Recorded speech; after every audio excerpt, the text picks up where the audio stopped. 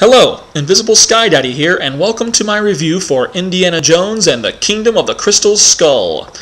Now, first off, let me say that my biggest problem with this film is not that it is about space aliens.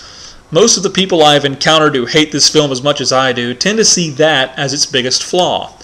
Personally, I have no problem with Indiana Jones looking for space aliens. In fact, I thought it would be a very interesting place for the franchise to go, and still think it could have been had it been done differently. What's the big problem with space aliens? I see absolutely nothing wrong with Indiana Jones finding aliens or interdimensional beings, which is George Lucas's way of trying to convince Steven Spielberg to make another movie about space aliens, which somehow worked. I've actually heard people say that this premise is too far-fetched for an Indiana Jones film, and that's when I ask, are you joking? Yes, space aliens are too far-fetched of a concept for a guy who searches for and finds two of history's biggest religious icons, both the Ark of the Covenant and the Holy Grail, found by the same guy. Then you have people's faces being melted off by spirits and the power of God, a man's heart being plucked from his chest while still beating, another man rapidly aging before your eyes, and knights who live to be thousands of years old. You know, if you think about it, space aliens are more believable than any of that crap. Hell, there's good reason to believe we're not alone in the universe, yet virtually none for the rest of that crap. That being said, if you think about it, Indiana Jones actually isn't looking for space aliens in the movie anyway. People like to say he is, but he actually isn't. In fact, Indy doesn't seem to care one way or another about space aliens, and he isn't looking for them because he's already found one. If you remember, it was shown to him pretty much against his will at the beginning of the movie. When Indy evades the Russians, he ends up looking for a crystal skull, which is actually what the film centers around, hence the name. Well, crystal skulls actually exist, and a few of them even bear a striking resemblance to the one in the film. Crystal skulls are real and have been the focus of archaeologists, and one of the many explanations attached to them is that they are the product of extraterrestrial beings. Now, please note that I am not saying that any scientists or archaeologists believe this story, but that doesn't matter because Indy doesn't want to believe it either. So Indiana Jones is actually essentially doing what he has always done. He is searching for a mystic idol. It just so happens that this particular idol is of extraterrestrial origin. Besides, the aliens are only in the film for a total of, 5 minutes? Who cares? As far as I'm concerned, this is not the biggest flaw of the film. The biggest problem with this film is right here. This man. I tend not to point the blame at Steven Spielberg for this mess. I mean, sure, he directed it, but reluctantly. Spielberg did not want to do this film, especially when he found out it was going to be about space aliens, because he felt he had made enough space alien movies already. He actually said in an interview that, as far as he was concerned, Indiana Jones was over. He didn't want to do any more. It was Harrison Ford who got the ball rolling on this whole fiasco, because I guess he was feeling old and inadequate. Whatever the reason, he really pushed hard for another Indiana Jones movie, and of course had no problem getting Lucas interested. I can see the dollar signs in Lucas's eyes when he was proposed to this idea. Plus, here's yet another opportunity to drench a movie with unnecessary, expensive, computer-generated special effects. Spielberg, however, was reluctant to do it, but did it anyway. However, it is not his fault the movie sucked ass, nor was it Harrison Ford's. It's the head of George Lucas I put on a stake for this mess, because all the garbage in this movie bears his personal trademark.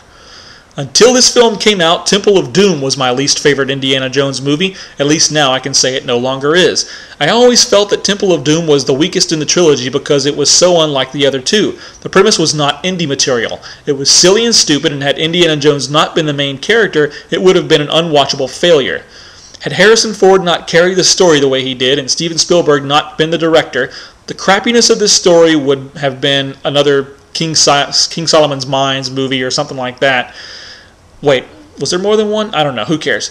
The point is, Temple of Doom was watchable because it had a good director and a good starring actor. So, why didn't the same thing happen with Crystal Skull? 2 words. George Lucas. George Lucas was allowed way too much input in this film and single-handedly ruined this film and tarnished the Indiana Jones franchise the same way he did the Star Wars franchise. These are my top 5 complaints about this movie. Number 1, the opening shot. We've all experienced that movie that you automatically know is going to suck just by seeing the opening shot, and this is one of them.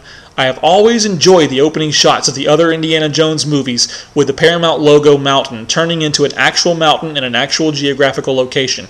Yeah, that's over. This time the Paramount logo turns into a freaking gopher hole, of which a computer-generated gopher pops out. Now what is this, an Indiana Jones movie or a sequel to Caddyshack? Did I accidentally wander into one of those damn Chipmunks movies? You know, Lucas may be full of shit, but at least he lets you know right off the bat. By making this the very first thing we see in the film, we know right away that the rest of this movie is going to be chock full of the classic George Lucas bullshit we all know and hate. This is where I should have left the theater, but no, I completely ignored my bullshit detector and stayed. Big mistake. Oh, look, they're watching the rocket car go by in unison. How precious. Lucas, you twat. Number 2, Shia LaBeouf. Don't get me wrong here, I'm not one of those assholes who picks on Shia LaBeouf. I'm one of those assholes who picks on George Lucas. I actually like Shia. I think he's entertaining to watch, and he favors Harrison Ford enough to play his son. In fact, I would have no problem with him being in this movie had the character not been the Brando-esque street tough that he was cast to play. Okay, guys, it's the 50s, we get it. That doesn't mean that every character has to be a carbon copy of a famous 50s icon. In that diner scene, I half expected one of the leather-clad biker boys to throw up his thumbs and say, "Hey!" like the Fonzie. I was actually looking for a T-Birds jacket, too.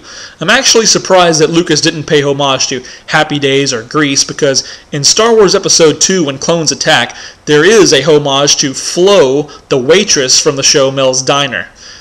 The rolling robot waitress. Her name was Flo, and I guess word got out and he changed it. Anyway, he actually admitted to that in the issue of Star Wars Insider that I read. Oh, don't act like you don't read it. Shia even stated himself that he was miscast in the film, but duh. I mean, of course he's going to admit it. It's so freaking obvious for him not to. And why is his name Mutt? God damn, how stupid. Oh, I get it. Indiana nicknamed himself after the family dog, so his son has to be a dog's name too. Oh, that's great.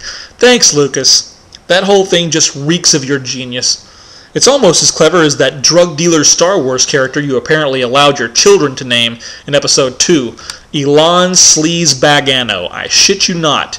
The character's name, he's a drug dealer in the bar scene in Episode 2 of Star Wars. His name is Elan Sleaze Bagano. Somewhere James Lipton is drooling. Number 3, the infamous refrigerator scene. I'm not saying it's too far-fetched to be in an Indiana Jones film, it's just too stupid to be in an Indiana Jones film. The man is in his 80s and he's going to live through that? Actually, if he had been 10, he would have never lived through that. Guys, we get that the fridge is lead-lined and that may have protected him from radiation poisoning, but it's the long, hard plunge to the ground that would have killed him, just so you know. Now, so far, despite all these little flaws, the movie has actually been holding my interest. I'm not sure how.